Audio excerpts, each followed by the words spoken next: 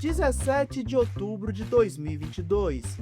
Karim Benzema sobe no palco do teatro para pegar a bola de ouro. E olha, não foi nem de perto. Ele ganhou de lavada, no nível que nenhum outro jogador chegava perto dele naquele momento. E não é que ele fez uma temporada boazinha. Não. Foram 44 gols e 15 assistências em 46 jogos. O cara simplesmente carregou o Real Madrid nas costas e passou o trator em cima de Chelsea, PSG e City no mata-mata da Champions. Era o dono do futebol naquele momento. Não tem nem o que discutir. E a Copa do Catar, que ia começar dali a 30 dias, era praticamente o roteiro perfeito de redenção escrito à mão para ele. Porque o Benzema vinha de quase 6 anos de exílio da seleção. Lembra? Tudo por causa daquele escândalo de chantagem envolvendo o Valbuena. Ele até voltou para a Euro em 2021, fez 4 gols em 4 jogos, mas aí a França tropeçou na Suíça e caiu. Então Catar era a última chance mesmo, de levantar a taça do mundo no auge. Físico, tático, mental, tudo no ponto. Só que o que rolou nos bastidores de Doha nas semanas seguintes foi um show de vaidade, traição e ego. E custou caro, custou o tricampeonato da França. Para você entender esse boicote, você primeiro tem que olhar para dentro do vestiário francês, que já estava meio azedo com a volta dele. Porque quando a França ganhou a Copa da Rússia em 2018, sabe onde o Benzema estava? Em casa, assistindo pela TV. E o time do Deschamps tinha uma hierarquia rígida pra caramba, toda blindada pelo sucesso daquela conquista. O Griezmann era o cérebro tático, o dono da bola. O Giroud era aquele centroavante que não fazia gol, mas segurava a bola e fazia o pivô perfeito pro Mbappé brilhar. Ainda tínhamos o capitão intocado, o porta-voz do elenco inteiro. Aí o Benzema volta e bagunça essa estrutura toda. O Griezmann perdeu o protagonismo e ainda foi deslocado de posição. O Giroud foi direto para o banco. A velha guarda de 2018 sentiu na pele que agora os holofotes tinham um dono, e o dono não era nenhum deles. A delegação francesa desembarca no Catar em novembro de 2022. E o Benzema já vinha sentindo um desconforto muscular desde outubro, jogando no sacrifício pelo Real. Aí, dia 19 de novembro, véspera de Copa do Mundo, num treino ele acaba sentindo uma fisgada na perna esquerda. A ressonância aponta uma lesão no músculo reto femoral. E o tempo de recuperação, pelas diretrizes médicas normais, é no máximo 3 semanas. Ou seja, ele perderia a fase de grupos inteira. Até aí, beleza, mas ele voltaria nas oitavas, voando. Foi exatamente o que o Brasil fez com o Neymar na mesma Copa. Lembra? Esperaram o tornozelo dele desinchar e pronto. Só que o Deschamps não quis esperar.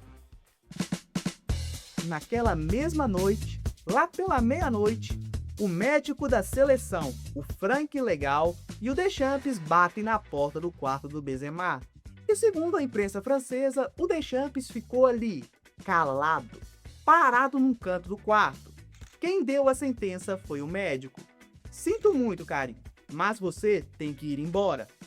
E o detalhe que pega é que o próprio médico admitiu meses depois, ali para pessoas próximas, que a decisão de mandar o jogador embora não foi uma urgência médica. O Benzema sacou na hora a movimentação para escanteá-lo e não discutiu. Arrumou as malas na madrugada e pegou um voo comercial às 6 da manhã de volta para Madrid. E sabe quem foi se despedir dele lá no saguão do hotel? Ninguém. Mbappé, Griezmann, Giroud, ninguém moveu um dedo. E o clima do time no café da manhã no dia seguinte foi descrito por jornalista do L'Équipe com uma palavra: aliviado. A desculpa oficial da federação era que a lesão era grave demais. Só que o Real Madrid assumiu o tratamento dele já no dia seguinte. E lá por volta do dia 10 de dezembro, enquanto a França ainda estava no mata-mata da Copa, O Benzema já estava treinando sem limitação nenhuma na Espanha. O cara já estava curado, rasgando o gramado. E olha que detalhe, pelas regras da FIFA, o Benzema nunca foi cortado da lista oficial dos 26. O Deschamps simplesmente optou por não chamar ninguém para a vaga. Quer dizer, legalmente, o Benzema poderia pegar um voo para Doha a qualquer momento, vestir o manto e jogar as oitavas, quartas e semi. Mas toda vez que um jornalista perguntava sobre a volta do Bola de Ouro nas coletivas, o Deschamps tiltava, revirava os olhos, bufava e soltava. Eu não cuido de quem não está aqui. Próxima pergunta. Aí, no dia 15 de dezembro, 3 dias antes da final contra a Argentina, o Benzema entra em campo. Mas não no Catar, não, no amistoso do Real Madrid contra o Leganés. E jogou os 90 minutos, correndo, dividindo, sem limitação física nenhuma. A prova definitiva de que aquela lesão não passava de uma cortina de fumaça para tirar ele do convívio daquela panela. E quando a França atropelou Marrocos e garantiu a vaga na final, a pressão da torcida explodiu de vez. O próprio presidente, o Macron, montou uma comitiva e convidou todos os lesionados, Kanté, Pogba, todo mundo, para viajar a Doha e assistir ao jogo no estádio. E fez um convite pessoal para o Karim Benzema. Sabe qual foi a resposta do Benzema? Uma postagem seca no Instagram. Uma foto com uma descrição de 4 palavras.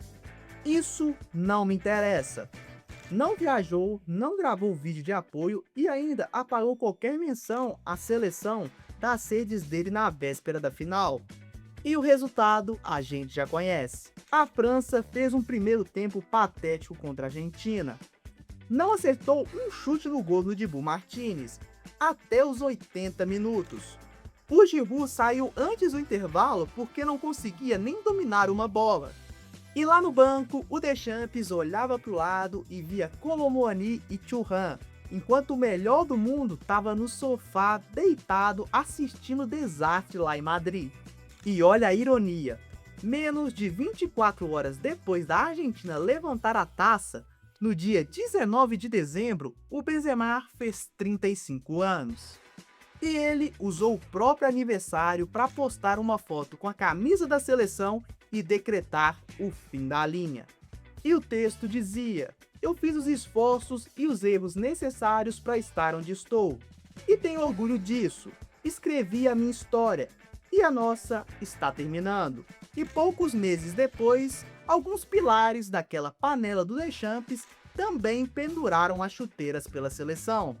E a federação renovou o contrato do Deschamps até 2026, ou seja, validou o boicote.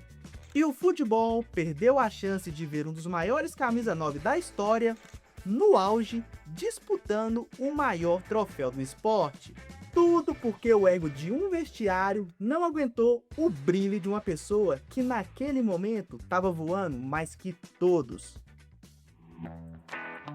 Se você realmente gostou desse tipo de conteúdo, não esquece de se inscrever aqui embaixo e de deixar o like aí no vídeo, para fortalecer o canal.